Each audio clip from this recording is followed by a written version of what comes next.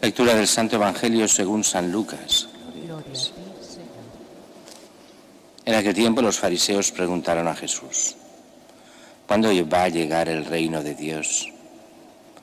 Él les contestó: el reino de Dios no viene aparatosamente, ni dirán está aquí o está allí. Porque mirad, el reino de Dios está en medio de vosotros.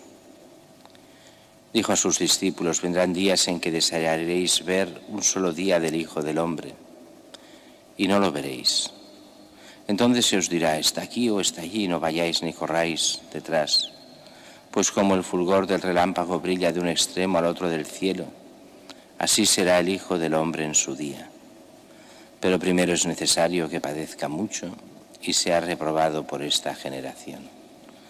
Palabra del Señor. Gloria a ti, Señor Jesús.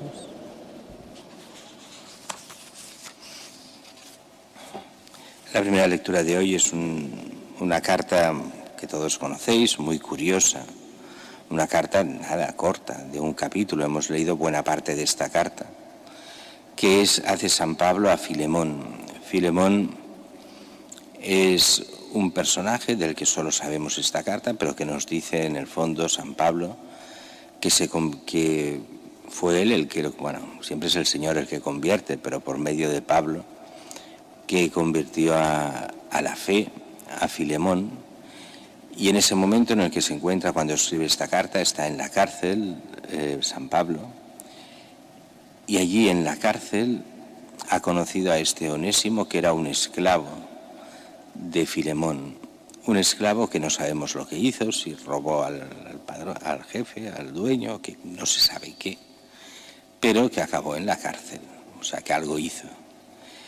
Y este Onésimo se convierte en la cárcel, se hace cristiano, y ya es el momento de dejar la cárcel, y hace esta carta de recomendación San Pablo.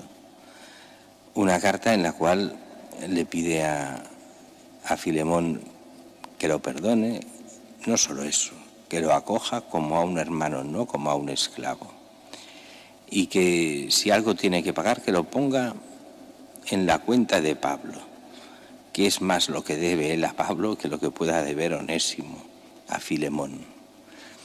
Es todo un ejemplo de cómo funcionaba una sociedad que tenía esclavos y cómo la revolución no estaba en liberar a los esclavos. La solución estaba en darse cuenta de que los esclavos eran personas igual que los amos. Y entonces desaparecería la esclavitud. Pero si se consideraba que simplemente era liberarlos, pero continuando despreciándolos, no se arreglaría nada.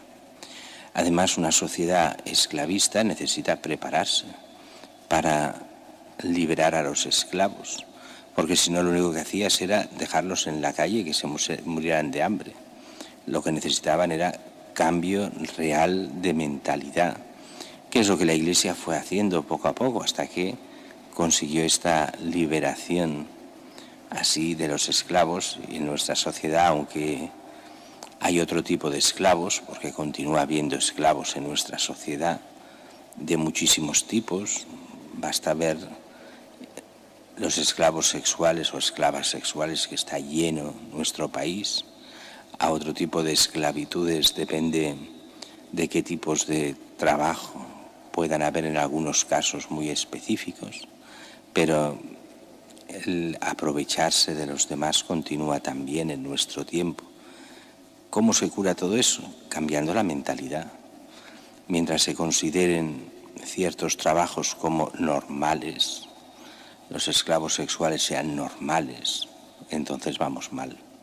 Hasta que no se reconozca la dignidad de las personas y que la auténtica libertad está en el hacer el bien y no hacer lo que nos dé la gana, hasta que eso no se consiga meter en el fondo de las personas, no hay solución posible.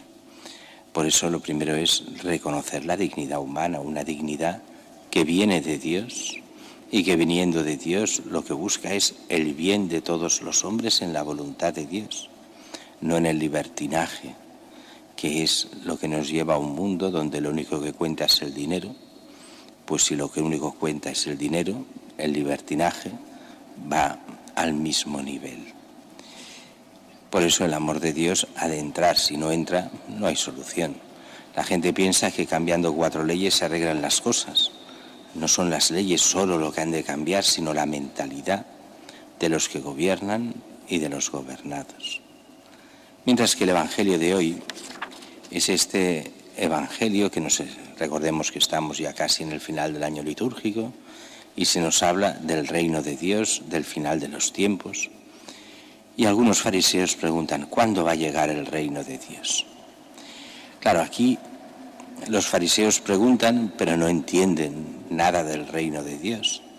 Y Jesús se lo explica en parte. Mirad, el reino de Dios está en medio de vosotros. No viene aparatosamente, ni dirán está aquí o allí. ¿Por qué lo dice así? Porque el reino de Dios es Cristo. Él es el Rey, lo celebraremos en un par de domingos. Jesús, Rey del universo. Pero ellos no quieren aceptarlo. No lo aceptan ni como Mesías ni como Rey. Por eso el reino ya está aquí en la tierra. Cristo ha de reinar en nuestros corazones. El reino de Dios, el Rey es Cristo, ya está aquí. Pero no es un reino al de este mundo, es un reino diferente que lo ha de aceptar cada persona. Y espero que todos los que estemos aquí aceptemos a Cristo como nuestro Rey y Señor. Y entonces después habla a los discípulos. Y entonces a ellos sí que les habla mucho más claro. Vendrán días en que desearéis ver un solo día del Hijo del Hombre y no lo veréis. Está hablando ya de su pasión. Bueno, después hablará de su pasión. Dice, primero es necesario que padezca mucho y sea reprobado por esta generación. Lo primero será la pasión, la muerte, la resurrección de Cristo y su ascensión a los cielos, y entonces desearéis verlo y no lo veréis. Es lo que tenemos en nuestra generación. Tenemos a Cristo presente en los sacramentos, Cristo real, Cristo en su iglesia, pero no lo vemos. Desearíamos verlo, pero no lo vemos. Y sabemos que vendrá un día a juzgar a vivos y muertos, y entonces nos advierte, entonces se os dirá, está aquí o está allí, no vayáis ni corráis detrás, porque cuando vuelva el Hijo del Hombre, vendrá como el fulgor del relámpago que brilla de un extremo al otro del cielo. Así será el Hijo del Hombre en su día. El fin del mundo, la vuelta de Cristo, no será que ahora está aquí, ahora está allá, que viene, que no viene, no. Será en un solo momento, se acaba este mundo, viene Cristo, y empieza el mundo definitivo y la vida eterna.